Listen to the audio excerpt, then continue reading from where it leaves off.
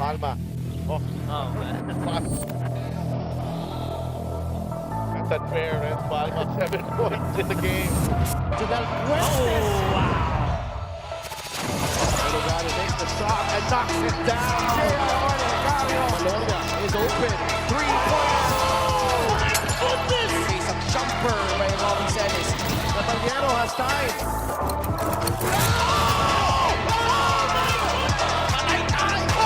Just posterized by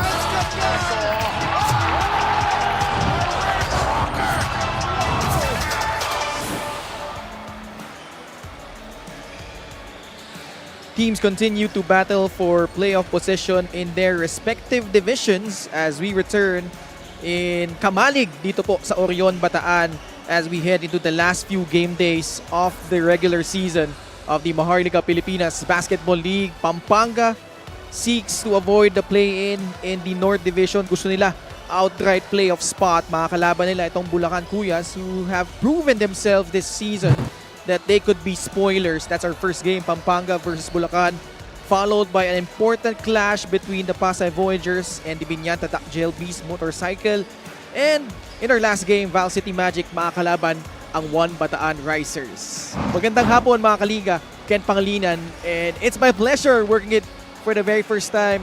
Andre Duremdes, kumusta Andre? I'm good, Ken. Siyempre, it feels very good na first time tayo naman yung magkasama ngayon. And syempre, exciting yung mga games na handog namin para sa inyo today. And of course, you're watching us live on the official MPBL YouTube channel and also on Solar Sports every Mondays, Thursdays, and Saturdays. And also live right now on pusop.com. Ngayon, diretso tayo, Andre, sa team standings natin. No?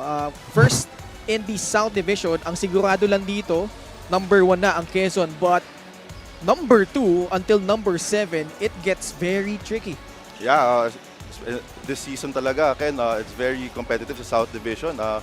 As you mentioned, yung consensus number 1 pa lang yung sure natin. Kaya remaining games are very important for lalo sa 2 to 7. Sinong makakakuha ng home court advantage, sinong mga hindi magpi-play-in. So yeah, it's very exciting remaining games, especially for the South Division.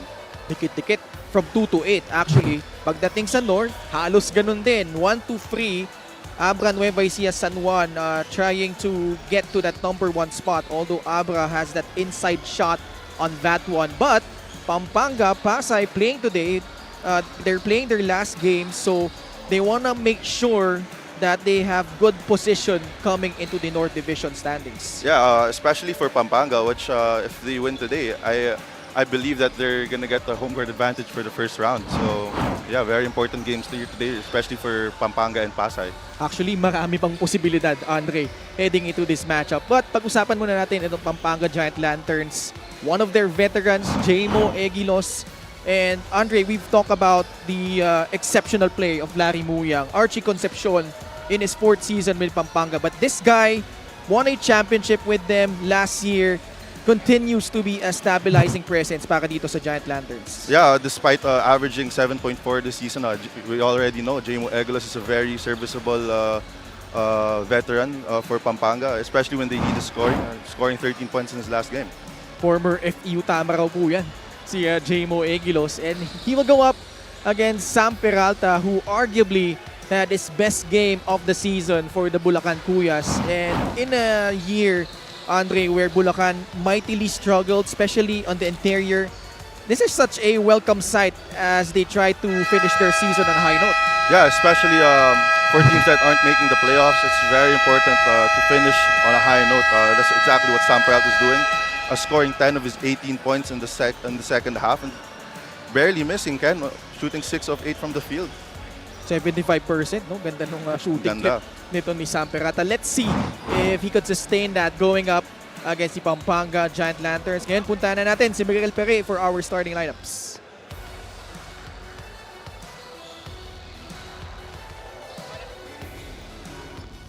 A very pleasant afternoon to everybody and welcome to the first game of our triple header here at the Orion Sports Complex in Bataan. It's Pampanga versus Bulacan. Live on the official MPBL YouTube channel and Puso P, the 2025 Manny Pacquiao's MPBL Season 7. Let's meet the starters. First, for the reigning and defending MPBL back-to-back champions, Pampanga Giant Lanterns, AMG3 Construction.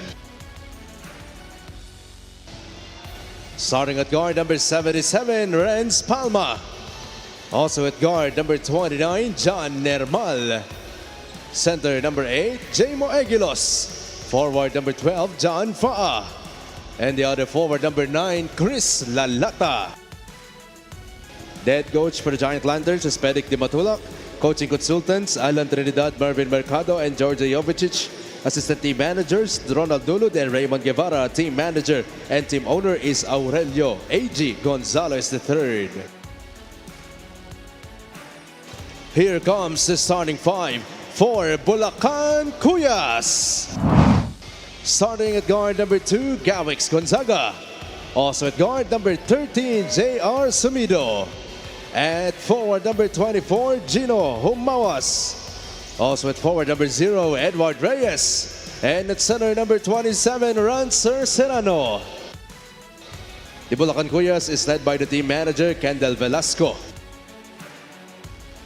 Referees for this ballgame are Edmar Avis, J. Francisco, and Karina Martin. Substitute referee Pampanga is starts off with the backcourt of Renz Palma and John Nermal, with Jamo Aguilos at center, John Fa and Chris Lalata rounding out their five. For Bulacan, Gawix Gonzaga, J.R. Sumido, Rancer Serrano, Gino Humawas, and Jaime Reyes. And there's a technical foul on the side of Bulacan because they were only able to field in 6 players. So that results to a one-shot technical just before the jump ball. So wala rin yung kanilang head coach, si Coach Terrence Reyes. So Palma, huntis ka lang yung kanyang technical free throw. So we're still knotted at 0-all to begin. By the way, our referees for this ball game, Edmar Avis, J. Francisco, Karina Martin, and fourth referee is Jing Tagyam. We are underway here in Orion. John Nermal getting a start and getting the first 2 points of the ball game. Especially Ken, if you know their team's lacking personnel, that's the best way to start off the game. Just keep attacking the rim, try to tire out defenders, and just keep pushing the pace. Alam mo, napansin ko agad dito, Andre, sa lineup ng Pampanga. At least itong starting 5 nila, very lengthy, very athletic 5 they have on the floor. Yeah, especially when you got Pa as your starting point guard na talagang mahilig lang tumok. Especially here, fast break point, as we speak about it, talagang yung lineup na to, feeling ko pantakbuhan talaga to, pang push ng pace, pang fast break points, pang force ng turnovers. Tapos may Renz Palma ka pa and John Nermal at the wings. Gino Humawas will attack. Got blocked from behind by Chris Lalata. Off to the races, Pampanga. John Nermal with another basket. He got 4 points in this game. Starting off good. 2 easy layups. Just a minute gone by here in the first quarter. 8-0 agad po tayo. Fast break of the game brought to you by Extreme X-Pop. Personal karaoke speaker, everyday karaoke. Yeah, that fast break was made possible because Lalata helping on the weak side, getting that block. Renz Palma tries a free. Actually, that's one weakness so far for Pampanga this season. They've actually in the past 3 seasons, Andre, they haven't been really known to be a good outside shooting team. Yes, I agree, and that's why I really like the acquisition of Alan Mina during the window this season. Alan brings 3-point shooting. Definitely it takes a load out of their shooters such as Archie Concepcion and Alcoriza. So definitely a good pickup for the Pampanga Giant Lanterns there in getting Alan Mina. At si John Lloyd Clemente, kabilang din sa kanila dyan. Mismo. So, dami nilang pagpipilian especially at that wing spot. Actually, doon sila loaded Andre. Sa 2 and 3, they have a lot of depth in that particular positions. Yeah. Actually, compared to last season, I see a more balanced team in Pampanga, especially now. Siyempre, ang hirap sabihin nun na nawala si Justin Baltazar. Pero siyempre, pagkakuha naman nila kay Muyang and their wings in Clemente and Mina, I'm sure mabubuhat nila yung load heading into the playoffs. Nice to see Bulacan get themselves on the board with that basket by J.R. Sumido. Wraparound pass by John Nermal, setting up Chris Talata for 2 points. 12-2 start. 7 minutes remaining in the first quarter. Francois Serrano up top, tries a 3 off the back iron. Rebound John Nermal. Nermal the pass to Fa. Alley-oop play to Renz Palma for 2 more points. At ganun lang, 12 puntos na ang labang dito ng Pampanga. Yeah, Bulacan needs to work on that transition defense, especially puro fast break ang puntos ng Pampanga to start off this game. Nicely done there from Gino Humawas. Able to break down the defense of Chris Talata. Yeah, that's exactly what Bulacan needs to do if they want to stay in this game, or just keep attacking the rim, try to get fouls, especially early on. Saka sanay tayo makita kay Gino yan since Bastides niya in high school, pagdating din sa UE, ganun din. Yeah. 14-4. They go at the post, Jamo Egilos. Nice cut by Renz Palma. May big push pa doon, but got the reverse to go. Yeah, Renz Palma already with 6 points early on in this first quarter. Parang di siya nahihirapan skumor ngayong araw Lalo ngayon, daming turnovers nitong Bulacan. Pasahan lang dito, John Nermal gets it to go. 18-4. Sorry, tama. 18-4 na po ang ating score. 14-point lead. Bulacan undermanned. Only 6 players suiting up for them. And maagang substitution para sa kanila. Lim coming in for Gawix Gonzaga. And yun yung kailangan gawin ng Bulacan ngayon, especially na 6 players lang naka-field in today. Kailangan talaga mabilis yung palitan ng players para at least every time on the floor meron kang fresh na player. Siyempre, we're playing four quarters. Tapos yung pace pa nilalaroan nila ngayon is very fast. Kailangan talaga mabilisan Kailangan mabilisan yung ikot ng players dito. Edward Reyes able to score inside. 18-6 is our score. John Nermal spins inside, kicks it out to John Fa. Chris Talata, mid-range jumper, short. Francois Serrano, his pocket got picked there as John Nermal lays it up and in. 20-6 agad. Past the halfway point of the first quarter. Sumido gives it up to Lim. The Hesse kicks it out to Gino Humawas. Bounce pass to Rancer Serrano. The one-hander is good. A good pass there by Humawas, realizing that he has a player down below near the paint now. Walang defense. Easy layup there. Deep seal inside. Basket and 1 for Jamo Egilos. I mean, this guy, Andre, he won a championship back in the inaugural season with Batangas. Then also won a title with Pampanga. So 2-time champion na ito, si Jamo Egilos. That's what you get. He's a champion. And he acts like a champion. He plays like a champion. Yung mga games talaga, especially for Jamo, wala nang kakaba-kabayan, especially with all that experience. Now GR, the official outfitter of the MPBL. What do you think is the biggest challenge for Pampanga this season, Andre? Because obviously they won those 2 titles with Balti Baltasar at the helm. They also got Encho Serrano. This is a different type of mix. But the core is still there, like guys like Archie Concepcion, John Lloyd Clemente, Raymond Binuya. But what do you think has been their biggest difficulty entering this title chase they have? Well, syempre Ken, it's always hard to repeat a championship in itself, in its core. So it's hard to repeat a championship, especially you have a target on your back. Every team wants to make sure that you don't win again. Secondly, I believe yung pinaka-hardest part of this Pampanga's season to begin with is syempre losing your star players. Whenever you come off a championship, tapos mawawala yung mga key players mo in Justin Baltazar and Encho Serrano, syempre it's hard to, para kang magsa-start na naman from scratch. Nakahanapin mo na naman kung ano yung mga play na gagana para sa'yo. Alam mo kung ano yung what works. 3-point shot brought to you by Extreme, your one-stop shop appliances. Yeah, that was that free by Allen Mina. And to your point, Andre, yun nga I think they recognize that those voids that were left out by Balti, Encho, even MJ Garcia, who was a versatile defender for them. Mahirap talagang punan eh. It's gonna take a collective effort from them.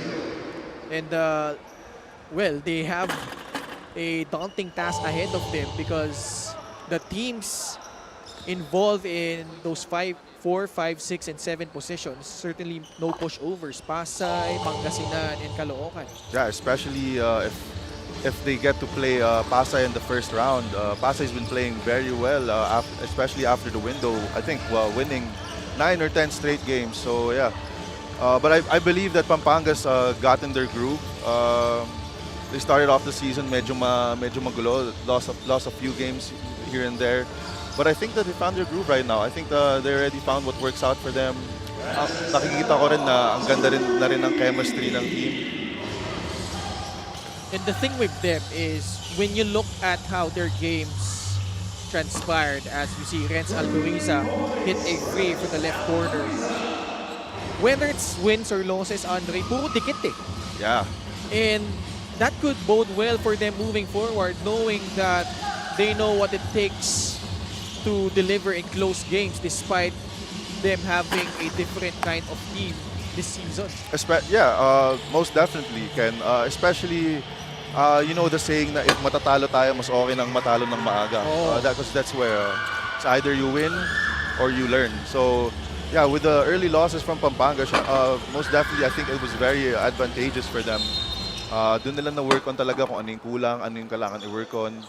So, yeah, I mean, the losses early, syempre, masakit sa standings. Pero as I've said time and time, when it comes to the playoffs, it all boils down to preparation and game scheme. So yeah, very excited for this first round that Pampanga is going to play. Oh yeah, that's going to be a very exciting first round we have in the North Division as Allen Mina spins inside, gets 2 points. 31-13. Yeah, Allen Mina, another teammate I've had in the past. One thing that I could say about his game, he's known for, of course, being a good shooter, a solid defender. Pero what I could say about Allen na hindi talaga napapansin ng mga tao, he may look lanky, he may look skinny, pero sobrang tigas maglaro ni Allen Mina. Yeah. Especially when he has that forehand on you on your chest. Pag tinulak ka talaga nun, matutulak ka talaga. And I've had my fair share because we play the same position. So almost every day in practice, I would guard Allen, and I would tell you it wasn't one of the best feelings ever trying to guard Allen Mina. Parang kabilang siya, Dre, sa yung mga wiry, strong types of players. No? Dahil nakala mo, payat, lanky, as we see Renz Alcoriza score another basket and a bonus free throw coming up. But, just going back to Allen Mina. Well, before that, let's see this play. Another fast break galing dito sa Pampanga. There's no resistance at all for Alcoriza there. It's a one-man fast break there. May mga ganyan types na players na kala mo, pag pinostehan mo, kaya mong i-back down. Pero nagtataka ka, hindi mo makusog eh. Hindi talaga. And I thought, the first time I saw Allen, I didn't think he was that tall. I didn't think he was 6'3". So, first day at practice, nagulat talaga ako. Sabi ko, parang laki neto ni Mina. And yeah, his game is definitely has brought him to where he's at right now, and he deserves everything. He's just such a hard worker. After practice, diretso kagad yan sa weights, tapos magsi-skills pa yan. That was a basket by Rancer Serrano and a foul whistle against your former teammate as well in USD, Miguel Pangilinan. Uy, sinadya ba yun? Parang sadya naman sadya yung papandang free throw sadya na yun. yun. Nag-practice yata sa Korea to eh. Nala ko, even yung panahon ng dad mo, when they played Korea in, if you remember, I don't know how old you were, in Busan, Asian Games, 1998. I wasn't born yet. Wala Yeah, pa, I bro. wasn't born yet. Nung time na yun, some of the Korean players there were shooting free throws, banking in. Yeah. Pinapapanda talaga eh. And at first, I thought na it was just a coincidence. Pero apparently, talagang may mga Korean players that opt to use the board when they shoot their free throws. Yeah. Hino Mawas though with a fadeaway. Time winding down in the first quarter. Armenion stepping into the lane. But can't get that one to go. But, well, if you have just 6 players, it's a daunting task already altogether. But going up against a very determined Pampanga Giant Lantern squad who wants to improve their position in the North Division, Andre. Yeah, I mean, this isn't just a game for Pampanga right here. A win here is very important. A win here will assure them that they're gonna have the home court advantage for the first round, which is very crucial in my opinion, Ken. And John Nermal, Renz Alcoriza, and Renz Palma got things going early for the Pampanga Giant Lanterns, leading their team in scoring, and that's why they have a 16-point lead at the end of quarter number 1.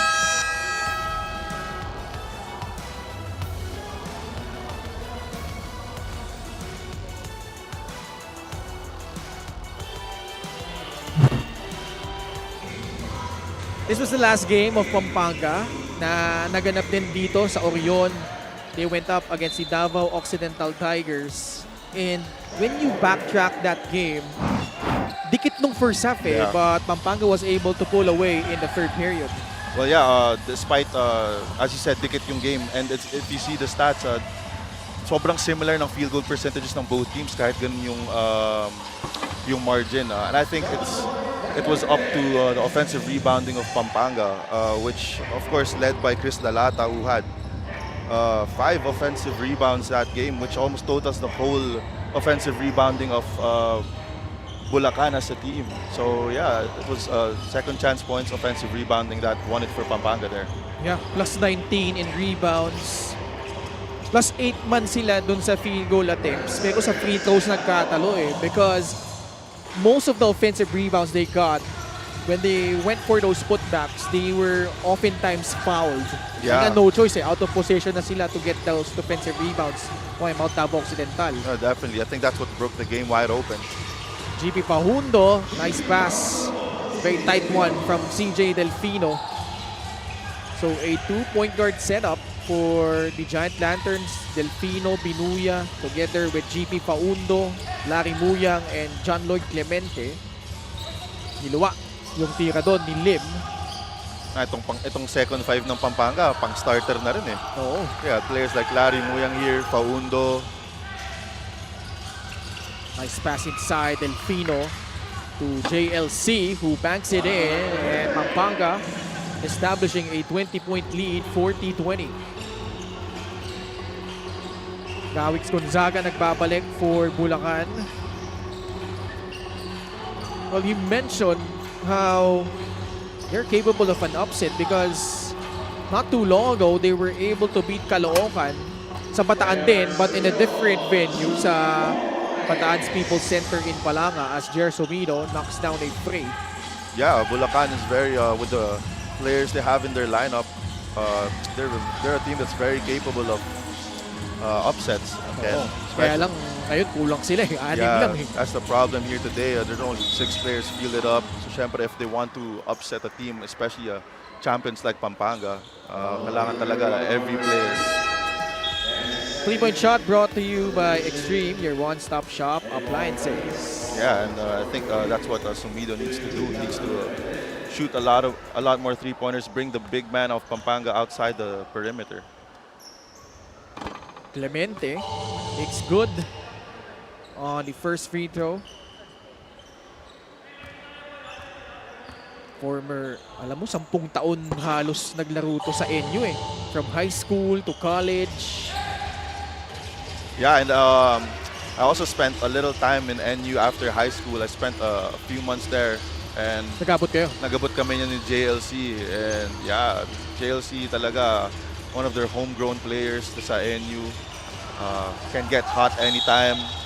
He only needs to make first shot tapos could turn it up that quick. Masasabi mong microwave scorer din talaga. Microwave scorer yan si JLC. Mga sa 2K, meron siyang ganung icon, di ba? Edward Reyes knocks down the first free throw. 18-point lead for the Pampanga Giant Lanterns.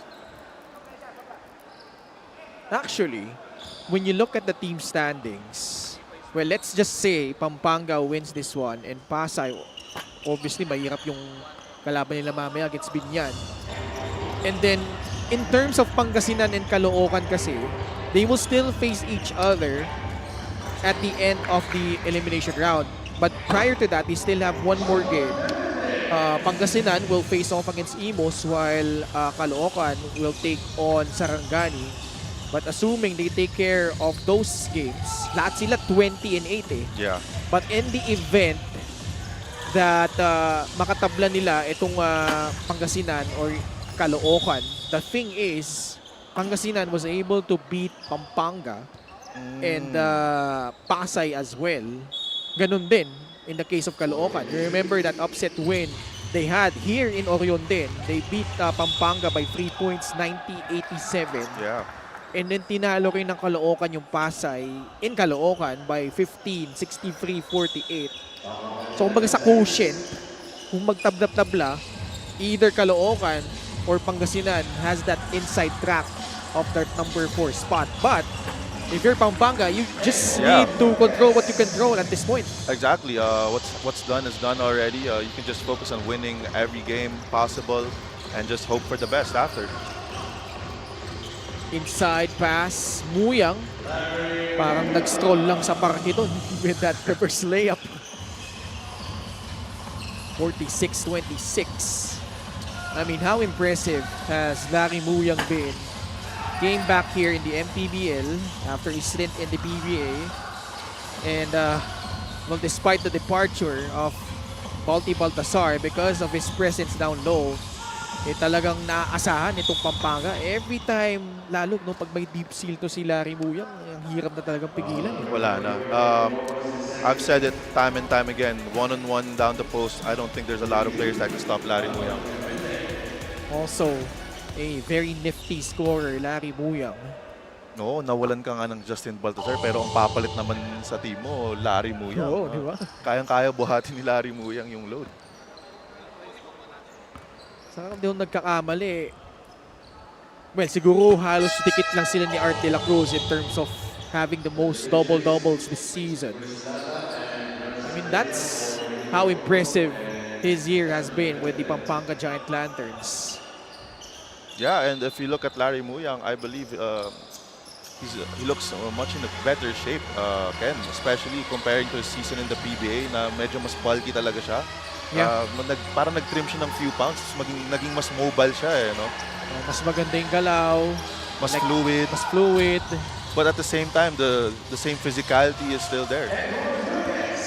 Edward Reyes, nakaisa na naman sa ilalim, 48-28. Lalata, forcing his way in. Multiple up fakes, but yep, drag his pivot foot. And I think that's what Bulacan needs to do. For that specific possession, I believe they played good defense, especially when a player from Pampanga goes inside the paint, dapat nagko-collapse na lang sila at nagtutulungan. Yeah. Especially Pampanga not really known to be a good three-point shooting team. Gawix Gonzaga, sumasayaw laban kay CJ Delfino, up and under, mintis nga lang. Edward Reyes sa ilalim, nakapuntos ulit. 48-30. Edward Reyes, nice outing so far with 6 points, actually 9 points na to go along with 2 rebounds. Yeah, and then all of his points has come from effort, crashing the glass, moving into sprinting into positions where he can score, and that's what he needs to do in this game, especially as we mentioned. Even though they're not anymore, they don't even have a chance at the playoffs. As an individual, you need to play your best game every game. Chris Lalata with a one-handed stuff. Nagulat ka dun, Dre, ha? Don't jump with Chris Lalata.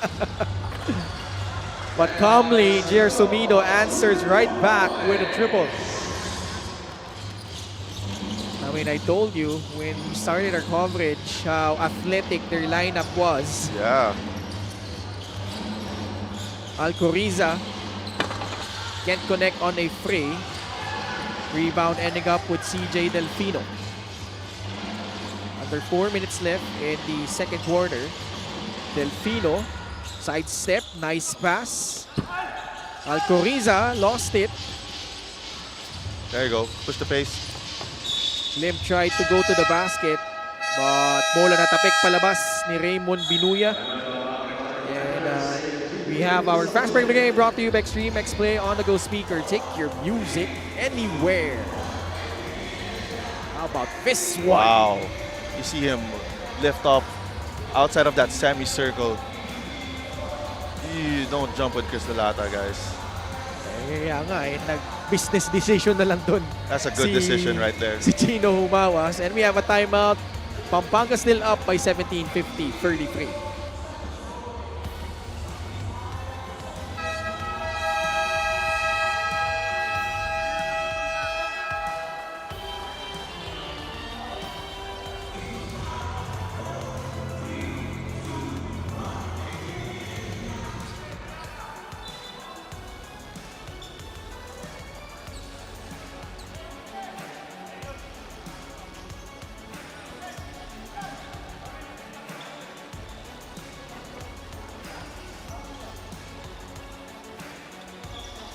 Say hi to our Gixxer fan of the game, Born for Greatness. Happy to have you with us here.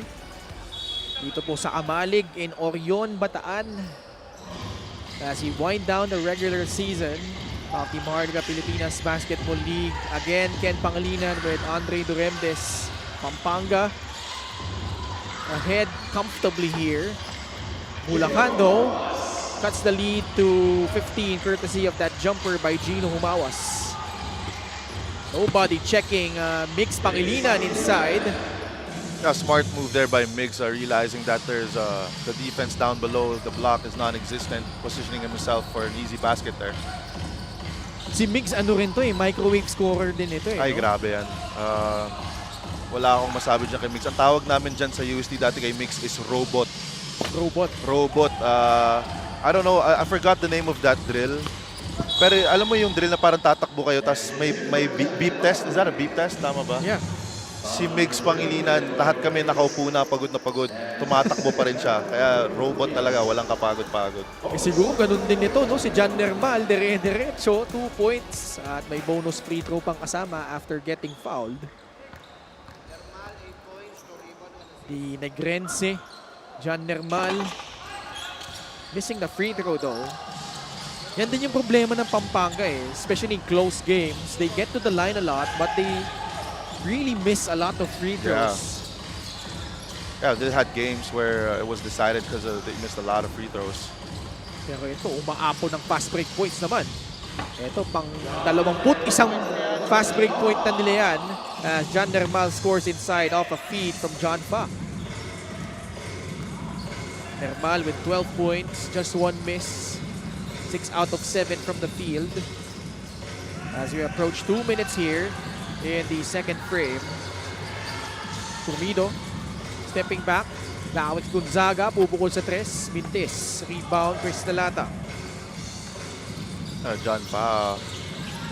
I played against this guy when he was with Manila. And a lot of possessions where I had to switch on and defend him, especially as a wing player, switching on to a point guard like him. Isa lang masasabi ko talaga sa laro niya.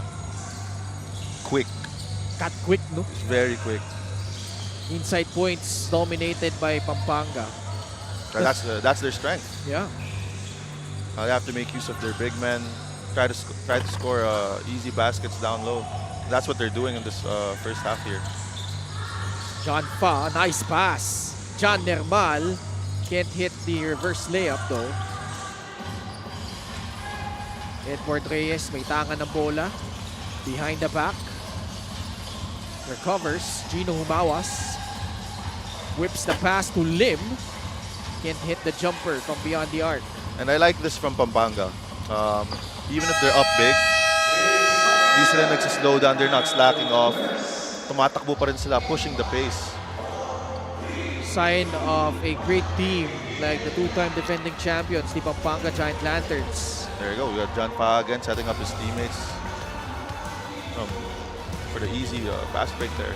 8 assists already for John Fa as we have a timeout, 48.1 seconds remaining in the second quarter.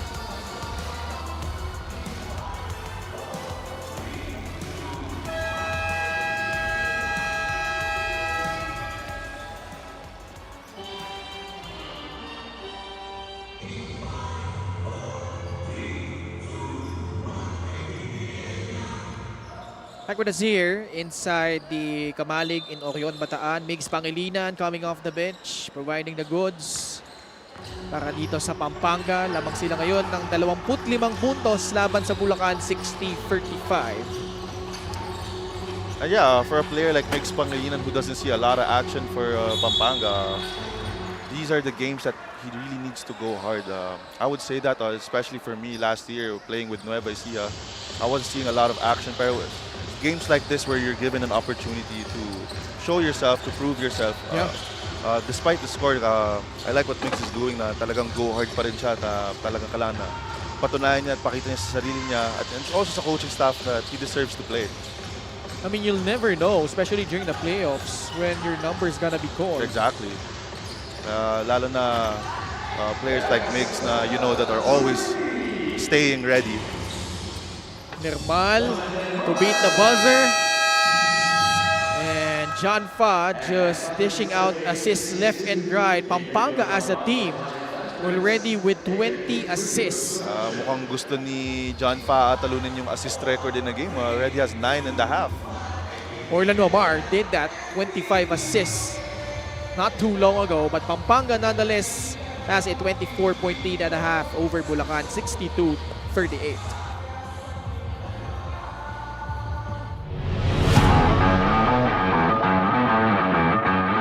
Is that for Diego? Pero mintis, dalawang free throw, ha? Oh, what a pass! Biggs Pascual setting up Kit Jimenez. This has got to be one of the best games, if not the best game, that we've seen from Mix Pascual. Good decision making right there, but you got to catch up on the other end. Defense once again. Ugsang at the post. Fading away. Oh my goodness, Reeve Ugsang. How about that? If your key player is down, it's the role players that take over. Rivugsan this time, after giving that pass earlier to Mark Meneses, decides I'm gonna take on this one, taking on 3 white shirts, fading away, knocking it down to the delight of the Cebu Greats bench. Sazon. Yambing will slam it down. Was actually asking for the lob. This guy could really jump out of a building. So si Rin William Bing. Nice little pocket pass delivered there by Ives Sazon. It's still a slam for Rin William Bing. One hand plus as he brought back yung kanyang cornrows for this game. You don't want to see going as well. Tandaan natin. Oh, what a move! Grabe yun. And Mac Talio able to score. In and out with the left hand and that right hand finish, leaving the defense on the dust. Mac Talio at his best, breaking down primary defenders. Napako na sa 64 points. Rodel Gravera will slam it down with 2 hands. He pretty much deserves that moment, itong si Rodel Gravera. He's just been a guy that they pull off the bench and always gives positive results. He never runs out of effort. Well, it's a foot race with Mix Pascual, and Mix was not gonna challenge that. And Rodel Gravera, a very quiet, athletic guy. At nauuna siya dito. Farito will slam it down with his left hand. He is in a zone.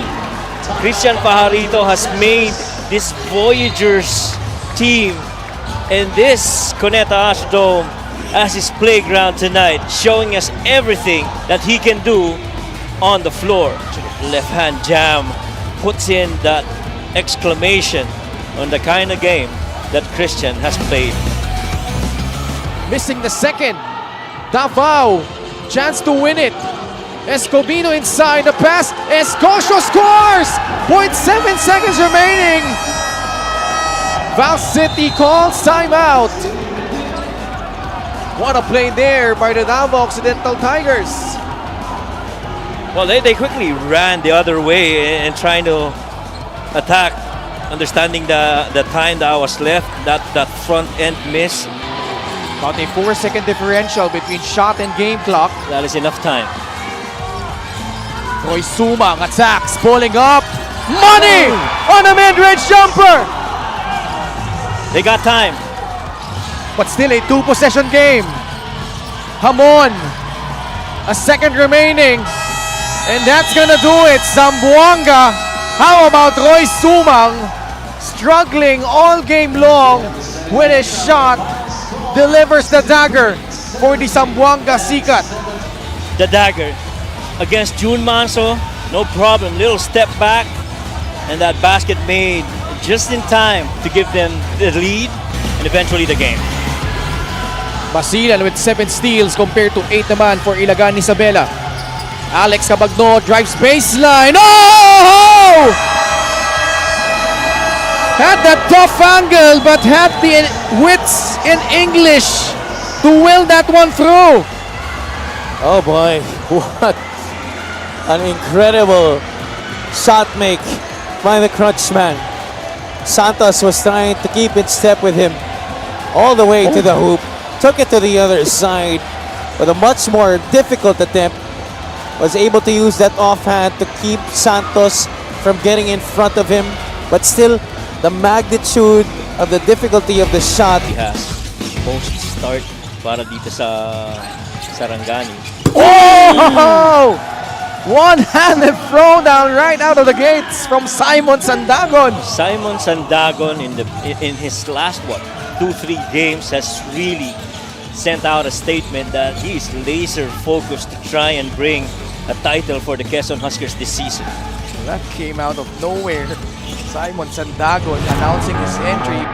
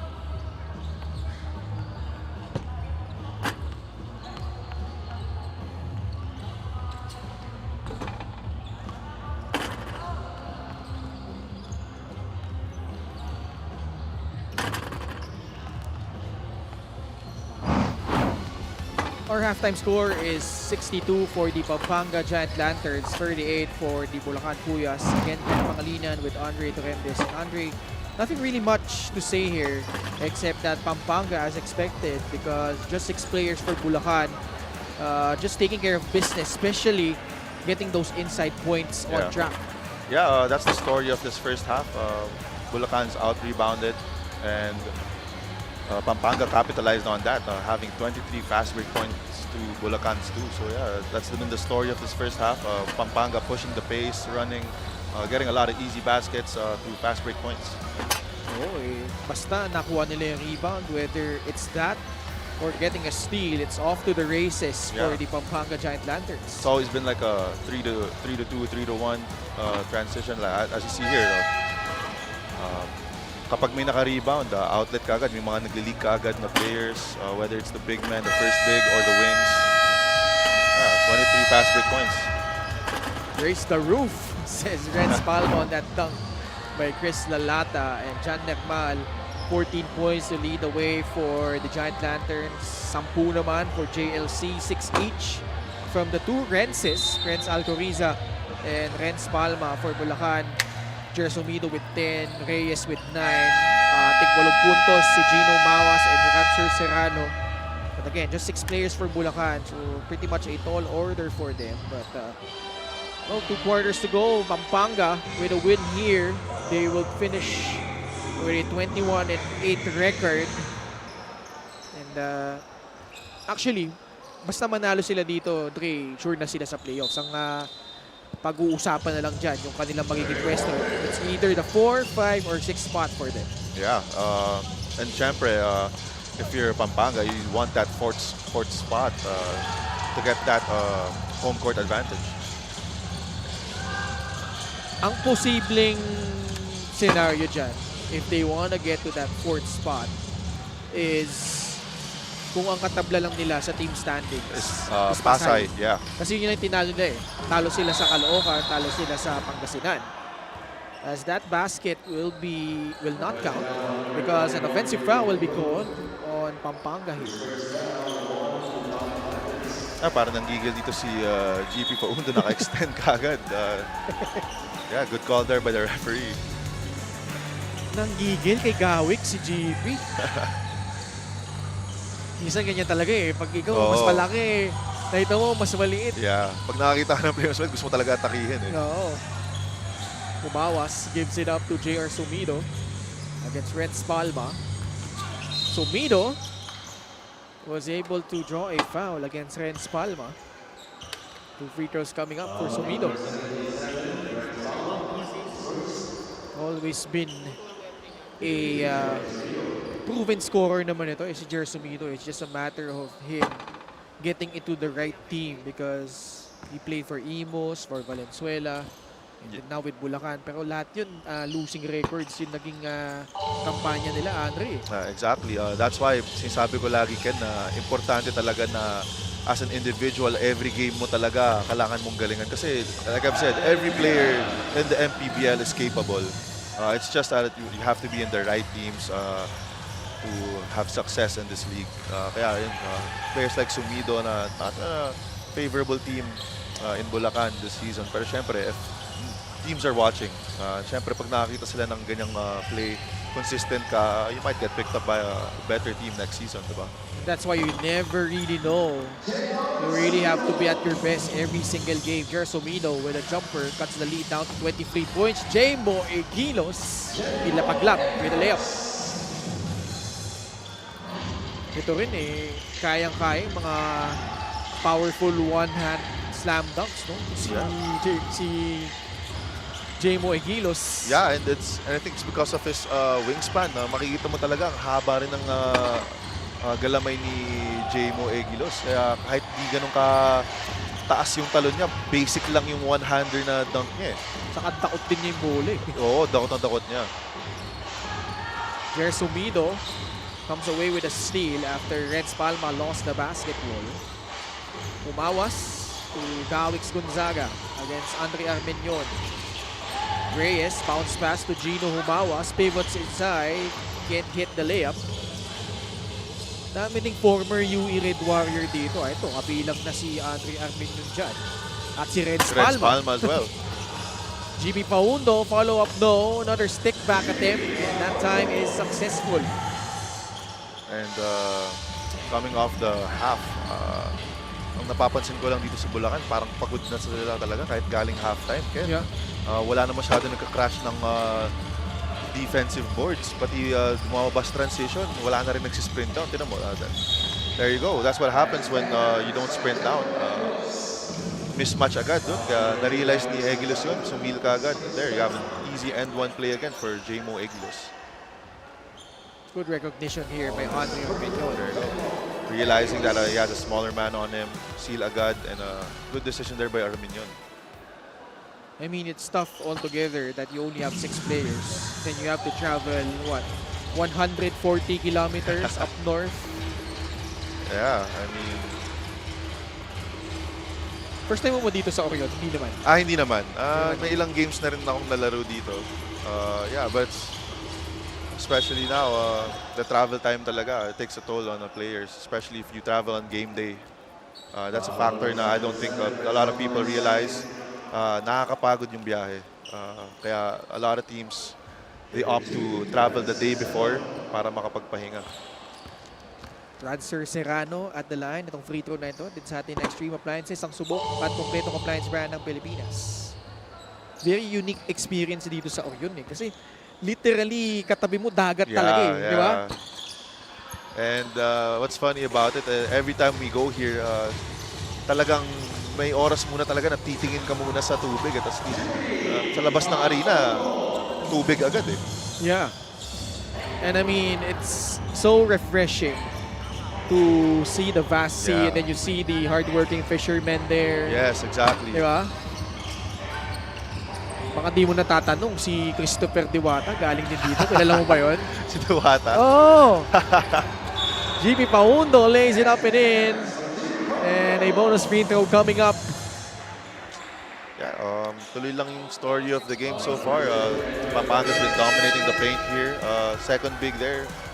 GP Paundo, walang resistance, walang tao sa gitna. Another easy and one play there for GP Paundo. Former UST grounding tiger din ito, GP Paundo. Mintis. Nagulat yata doon sa spinner eh. Biglang may pasahod sa free throw eh. 75-42, 33-point lead. Kala mo home team yung kalaban eh.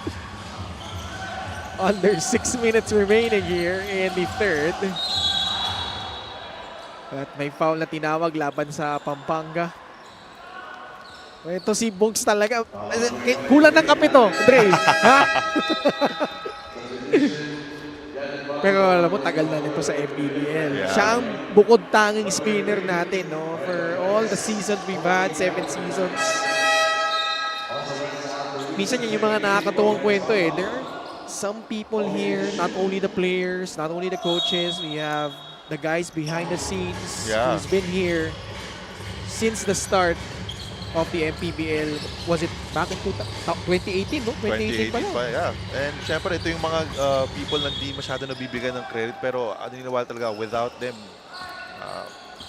sobrang laking role na piniplay nila especially sa liga natin. Sipin mo lalo yung mga tech guys natin. Yeah. Mga umaga pa lang nandito na, inaayos yung mga kable, yung mga gamit para sa ating coverage. And shout out to all of you, no? Talagang magigiting kayo mga bayani. At ito, J-Mo Egilos scoring inside. Yeah. Pag wala sila, wala rin tayo. Ilang points na ito? Magaling ka ba mag-math? 35, di ba? 35. 77-42. Gino Humawas, spins. Oh, nice pass. That's a good pass there. And a friendly bounce from Rancer Serrano. Ganda dun, nakaka-attract siya. Dalawang defender eh. He was able to dish it out to a cutting Rancer Serrano. Pinuya just inside the arc. No Where was good. the defense there? Nagkalituhan dun. Two early fouls here by Allen Mina. Allen Mina coming from Inagan Isabela. It was hard for him because hometown niya yun eh. And he was playing really well, but now having to play a different role here for Pampanga. But we have a timeout with 4 minutes and 18 seconds left. 77-44 is our score.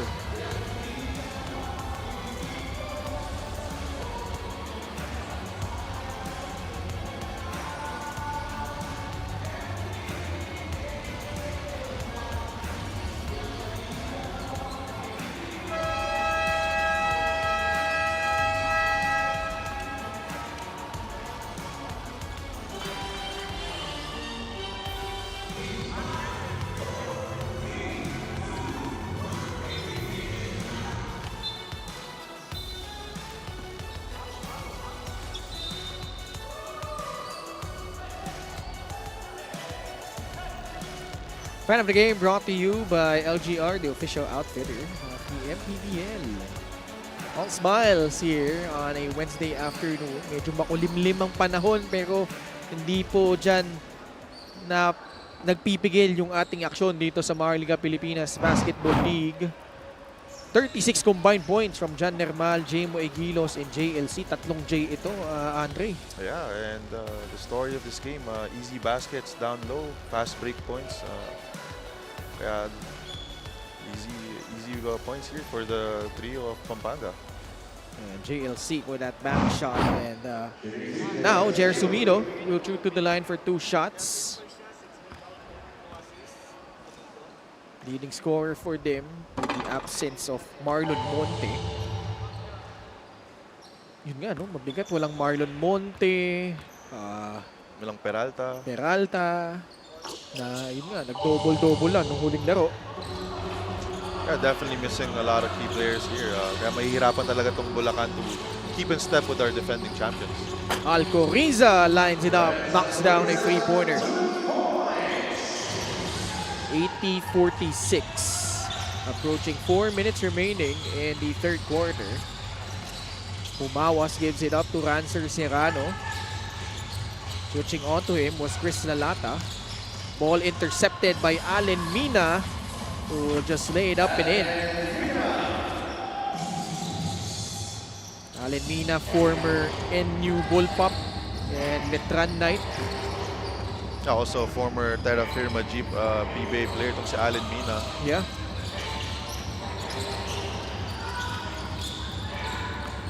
This is Gino Humawas who got blocked by John Nermal. Mix Pangilinan, palitan muna dito si Allen Mina. Baseline inbound for Bulacan. Just 6 seconds remaining on their shot clock. Oh, nice pass. Serrano again cutting, but Mix Pangilinan got a piece of that one.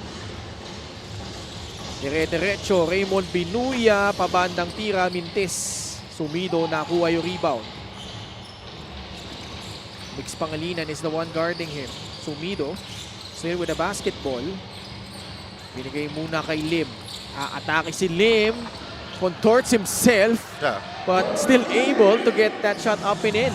Good use of the left forearm there by Lim to shield himself from Mix Pangilinan there. Pumwersa siya dun eh. So ito si Raymond Binuya. 17-foot jumper from Lalata. No. Gets it back. Binuya. Off the bounce. Pangilinan, lumayo bahagya. Mintis. John Nermal sa loob. Nakuha yung offensive rebound. Nakuha rin yung puntos. At may foul. Bonus free throw coming up for Nermal.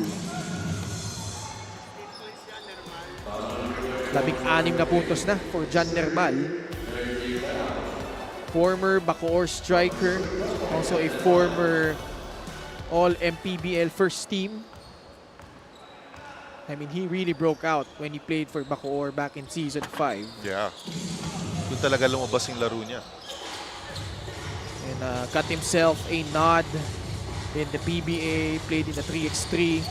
Nag-abot pa kayo sa 3x3 dito? Hindi na. No? Nung nasa 3x3 na ako, I think he was with the 5-on-5 team na nun ng NLEX. Ng NLEX, Yeah. tama. 85-48. Gawix Gonzaga. Medyo nahilo dun ng bagya si Renzal Coriza. Humawas inside the arc. Knocks down that J. Yeah, that's his 10th point there. And a bulk of his scoring has come from mid-range baskets. And I would say, I think the mid-range game is a lost game right now. Again, wala na masyadong gumagamit ng mid-range game natin. Kahit para sa akin, yun yung mga pinaka-importante. Yung may mid-range game ka rin. Oo, lalo yung in-between game. Especially when the playoffs come for your team. But Gino Mawas with that 20-footer. But still, Bulacan having themselves trouble dealing with the firepower of Pampanga. You have Raymond Binuya joining in the scoring party. It's still a 37-point lead for the Giant Lanterns. We have a timeout.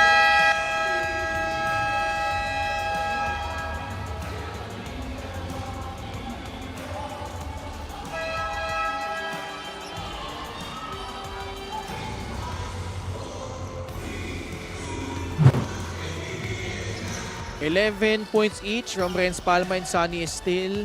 10 puntos, 9 rebounds, almost a double-double naman para kay Chris Lalata. Yeah, and that's what you expect from Chris Lalata. He's a double-double machine. Balanced scoring din for Pampanga in their last game. A lot of players scoring in double figures there. Under 2 minutes remaining in the third quarter. Another steal by Pampanga. Nix Pangilinan, dire-derecho, had to adjust but still able to score. 89-50. Rancer Serrano. Another turnover there. Bola nasundot sa kanya galing sa likod. John Nermal, the reverse. It will bounce out but free throws coming up for John Nermal. John Nermal with 17 points. Fast break of the game is brought to you by Extreme Cool Air Conditioners. Ang Extreme magpalamig, free installation for split-side air conditioners. Yeah, good decision there by Mix Pangilinan, opting to take it to himself rather than passing it to the corner for easy 2 points. No, such a heartwarming story, no, para kay John Nermal. Because as he makes his free throw, did not make it to their team in their high school intramurals. Then dahil nga dun, I don't know if you know the story, he decided to take up welding as a vocational course in lieu of a college diploma. And then pakatapos nun, nag-construction worker din siya para makatulong sa income ng kanyang pamilya and also para meron siyang funding para dun sa pagsali niya dun sa interpurok team nila. Dun nagsimula yung kanyang kwento and then he got discovered, eventually played for STI West Negros University. I'm sure you know that school. Yeah. Dami nang na-produce yan Yeah, ng mga for sure. players who went on have careers in the MPBL and PBA. And boy, when he played for Bacoor, that's where he really kicked it up a notch and was able to garner the attention of teams in the PBA and then dito, finding himself with the Pampanga Giant Lanterns. Yeah, I think he's a perfect example na you don't have to start off in a very good school to be able to become a professional player in this country. Sobrang swerte din na talaga ng ating mga Pilipino na nagka-MPBL, nagka-chance talaga. Kasi dati, Ken, wala ka sa PBA, if you don't make the PBA, Yeah. wala na maghahanap ka na ng ibang trabaho Pero John Nermal, what a shot there. To beat the buzzer behind the backboard. Ayun, sadya kaya yun, sadya. Pero incredible shot galing dito kay JR Sumido. Oh, behind the backboard too. Look at this shot under the rest. And Pangilinan was in his grill but Wow. did not matter. That's a crazy angle. Kahit siya, di siya makapaniwala na shoot niya Wala din sa balanse, was almost out of bounds from the baseline but still getting that shot up and in. JR Sumido. Pero malaki-laki pa rin yung kailangan na habulin dito ng Bulacan Kuyas. Pampanga pretty much in command. Highlights of the game brought to you by Sip Plus, the official hydration partner of the MPBL. Elevate your hydration. Yeah, Pampanga's continuing to dominate the paint. There was no resistance at all, especially sa may semicircle. Hirap na hirap din talaga yung Bulacan na depensa kasi the lack of personnel, lack of big men, which tinake advantage din talaga ng Pampanga. Tuloy-tuloy pagtakbo dito ng Pampanga, just not letting off the gas pedal, continuing to run at a blistering pace, and they end the third with a 44-point lead, 96-52.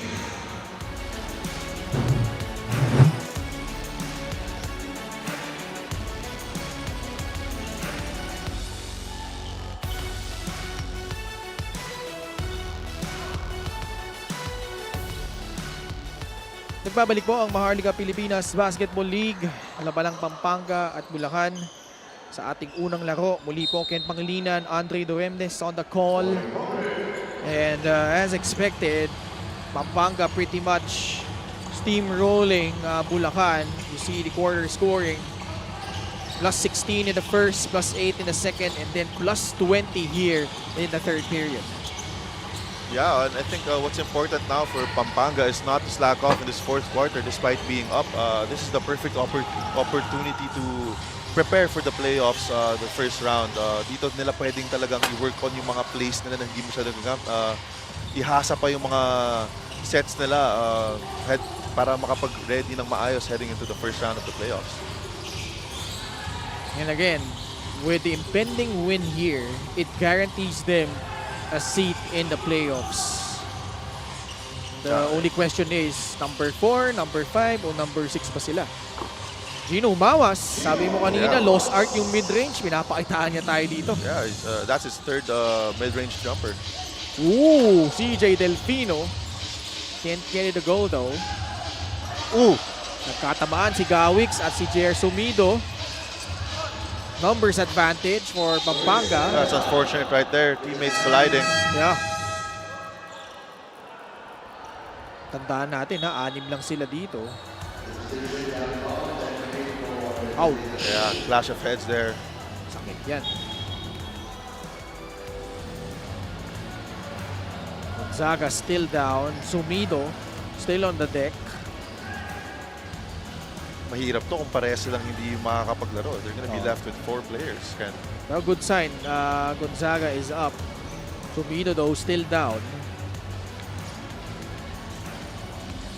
But mukhang ipapagpag lang yan. Good sign that both of them up on their own power. Ay, masakit kasi ganyan eh. I mean, Yeah, especially, you know, the most that hurts is the one that you don't see. exactly. Diba? That's the one that knocks you out. Is the hit that you don't see coming. Something that Senator Manny Pacquiao is so accustomed doing. Actually, kaya ako naalala yun. Yun yung lagi sinasabi sa kanya yung mga kalaban nila eh. Yeah. Like yung mga weird angles niya in Yeah. terms of him throwing his punches. Yeah, exactly. In terms kay Pacquiao, ang laging sinasabi sa kanya is, laging comment sa kanya is, it's not the power, it's not the speed that knocks them out. It's that it's the angles. Right. Hindi mo nakikita yung saan nanggagaling eh. Pero gusto natin na nakaangat na to si Gonzaga sa si Sumido. Sumido though on the bench. Pinalitan siya muna dito. Sa loob, Rancer Serrano. Hindi gumana that time yung kanyang one-hander. John Nermal, balik kay John Fa. The layup is good. 100 points na ang Pampanga. May 8 minuto pang nalalabi dito sa ating fourth quarter. Kahit ganito yung lamang ng Pampanga, is just seeing them having a sort of a man-to-man press in order to slow the pace down ng Bulacan at hindi sila makapagtakbo. Serrano, turnaround jumper, no. And ball will go to the Pampanga Giant Lanterns. Now, as Pampanga tries to get that third straight championship, obviously, the eyes are on the Abra Solid North Weavers right now, Andre. Number 1 in the league. They actually just recently set the record for most consecutive wins with 24. Gixer, great move in the game, born for greatness. This was a shot at the end of the third quarter earlier, Andre. Talaga napabilib ka dito. Yeah, it's a serious shot. I expect to see this play in our top 10 plays. Yeah, but just going back to our conversation, Abra undisputedly the team to beat right now. Do you see any team that could seriously challenge them for that title this season? Oh yeah, wag na tayo lumayo, Ken. Sa North Division pa lang, we've got Abra, we've got Nueva Ecija, of course. It's always been tough in the North, especially sa pag-angat netong Abra. So yeah, it's gonna be a very tough North Division here for Pampanga, a tough road. But yeah, but you're champions. Diba? Yeah, you have championship DNA. So yeah, I'm pretty sure they're gonna do whatever it takes to prepare for whatever's coming for them in these playoffs. San Juan, nandyan din San in Juan, the conversation. Maybe Pangasinan. I mean, they've got... Yeah, I believe Pangasinan is also a dark horse in the North Division. Of course, Pasay, Caloocan, they have something to say about that. As Gianluigi Clemente scores inside. This is now a 48-point lead. Tama naman siguro math ko, no? Oo. Lim kicks it out to Gawix Gonzaga. But let's not forget the South Division. Quezon Huskers as Gawix Gonzaga scores. Still the #1 team in that division. But apart from that, they were able to beat San Juan and Nueva Ecija on the road. Lalo yun against the Rice Vanguards. Gonzaga with a 3-point play opportunity. Yeah, and what a game that was in Palayan City. Yeah. LGR, the official outfitter of the MPBL. Yeah, we saw Diego Dario get hot there, beating Nueva Ecija in their home court, which is very hard to do, to Yeah. beat Nueva Ecija in their home court. Parang fortress kasi yan para sa kanila. Yeah. But again, Quezon, despite them being down by as many as 18 points in that game, that was only their first stage of the lead. That Yeah. Diego Dario 3 he hit with around 8 seconds remaining. Yeah, definitely one of the craziest games, not just this season, but in the history of the MPBL. There, Diego Dario catching fire, beating a powerhouse team in Nueva Ecija in their home court. Wow, okay. Rancer Serrano, 5 fouls. Tama ba? Oo. Ay, hindi, si Lim pala. 5 na lang sila dito, You can't lose any player now. Let's check out their fouls. Yeah. Humawas as 4. As Chris Lalata. Sumino gives up his first foul. Edward Reyes has 3. So, may mangilan-ngilan sa Bulacan na in foul trouble na dito. Andre, as you see that basket there at the free throw line by Lalata. 105-56. Grabe, naka full court press pa rin yung Pampanga. Here's Sumino, able to recover. Talagang itong game na to is not just to win this game, it's to prepare for the playoffs. We see this, kahit gato na yung score, gato na patapos na yung fourth quarter, naka full court press pa din yung Pampanga. Kailangan kondisyon mo na yung sarili mo dahil nalalapit na nga yung playoffs. You can't slack off now. Ang hirap kasi ngayon this season, Dre. I feel like, I don't know if you'll agree with me on this, this has been probably the most competitive season we've had, judging the strength of the teams. Well, we'll talk about that more when we come back because we have a timeout just past the halfway point of the fourth quarter. And the Pampanga Giant Lanterns just cruising along up by 49 points.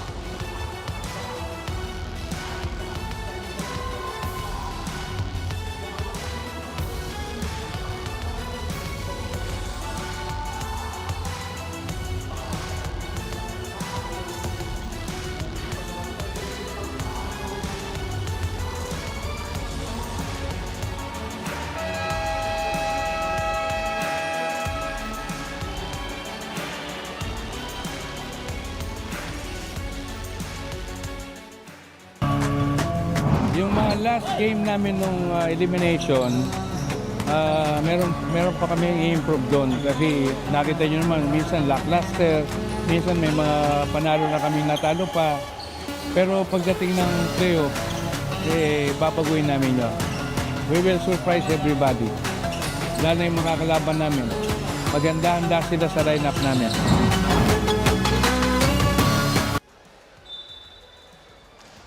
A bold statement from team consultant of Pampanga, Alan Trinidad, and picture of confidence there, Andre, as they head towards the postseason. Yeah, that's the right thing to say. Especially dapat you're the defending champions. Kailangan you have to act like defending champions. Kaya bold statement there, but yeah, it's a statement that I would expect to come from Pampanga. Anyway, And which goes back to our conversation about how probably mas competitive ngayon yung field natin this season given the strength of the lineups of each team. How each team has actually bolstered their lineup not only at the beginning of the season but during the free agency and trade window. yeah, as you can see, if you check the standings, North-South, sobrang magkakadikit talaga. This season talaga, we see na grabe rin yung moves na minake ng mga teams, especially as you mentioned, Ken, sa window.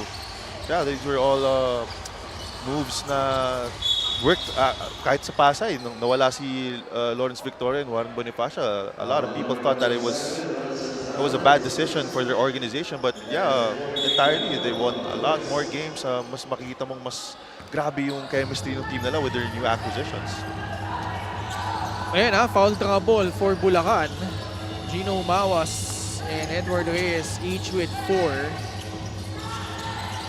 Now, I'm curious, Ken. Hindi kasi Okay. ako familiar sa rules eh. So what if may isa pang mawala dito? Are Pwede they pa. Apat lang, mapapayagan ba nila maglaro isang player or apat lang ang mafe-fielded sa game? Hanggang 3. It happened during the, if you remember, that Australia-Philippines game. Oh yeah. Diba? Most definitely. Because nangyari doon, 3 na lang silang natira eh. Oo. And then when, I do not remember if it was Junmar who fouled out, na forfeit na yung game dahil 2 na lang sila. So hanggang 3 ang pwede. Hanggang 3 pwede. Well, obviously we don't want to see that in this game here today. Allen Mina with a back shot. I'm sure somewhere Maris Victorio is proud watching ito si Allen Mina. As Mina gives up that foul. Alan Mina just started also vlogging. Talaga? Yes, Okay. pinapost niya sa Reels niya sa Facebook. So sa mga viewers natin dyan, if you want to check out Alan Mina's daily vlogs, just head on to his page. Shoutout din kay Boss Benson de la Paz. Mga tropa nakatutok ngayon. Jensin de la Rosa and Mick. Mick ba o Mike? Sorry. Yan. Mike Rivara. Kuya Benson, kumusta? Si Kuya Benson, lahat ng trivia na kailangan to na bibigay niya sa akin. Alam niya yan lahat. Oo, alam niya lahat. Yeah. He's a person that really loves the game. Bulacan with Sumido still down on the floor.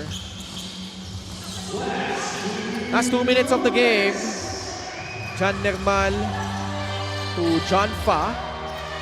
And Pampanga with this impending win. Like we said. That's the second dunk there by Lalata. Oo nga. Chris Lalata. Basic na sa kanya yung ganyang klaseng mga dakdak. Lalo pag binigyan mo siya ng space to take off.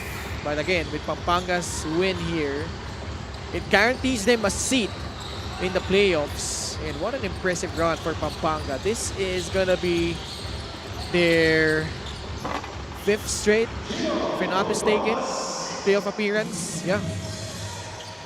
Made the playoffs in season 3 and 4 and then won back-to-back titles in season 5 and 6. But a different narrative this season, given that wala na nga si Balti, wala si Encho, nasa Abra na. Perhaps that could be a matchup down the road, Abra, Pampanga, you'll never know. Also MJ Garcia, not in the picture anymore. But how do you see their chances moving forward para dito sa Pampanga Giant Lanterns? Well, yeah. I mean, I've always given the benefit of the doubt to the defending champions. Regardless, para sa akin, iba pa rin talaga na pagdating sa playoffs, meron kang ganyang experience. So yeah, I'm liking Pampanga's odds. Definitely. Oh, John Nermal! Another dunk there to finish off the game. Joining the slam dunk party here. Yeah, dunking his 24th point of the game. Si John Nermal. And time winding down. Final score na lang yung ating hinihintay dito. But, man, Pampanga finishing off their regular season in style as they're able to beat the Bulacan Cuyas convincingly here despite the absence of Archie Concepcion. It's all business taken care of para dito sa two-time defending champions. And well, we see already the potential, especially with John Nermal with a fine output here para dito sa Pampanga. He is our best player of the game, John Nermal, with 24 points to go along with 8 rebounds and 6 assists. And nicely done para dito kay John Nermal as Pampanga will ensure themselves of another appearance in the playoffs And they will await the results of the games of Pasay later. Kalaban ng Binyan at Caloocan at Pangasinan din. Magkakatunggali din in the very last game of the regular season of the Maharlika Pilipinas Basketball League. And well, they beat Bulacan here 114-58. Bulacan unfortunately suffers another loss, and Pampanga just hitting their stride at the right time. And they will finish the regular season 21-8.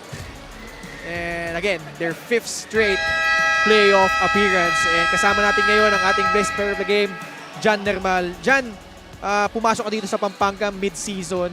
Medyo naging mahirap yung iyong adjustment. Kumusta ka ngayon heading into the playoffs?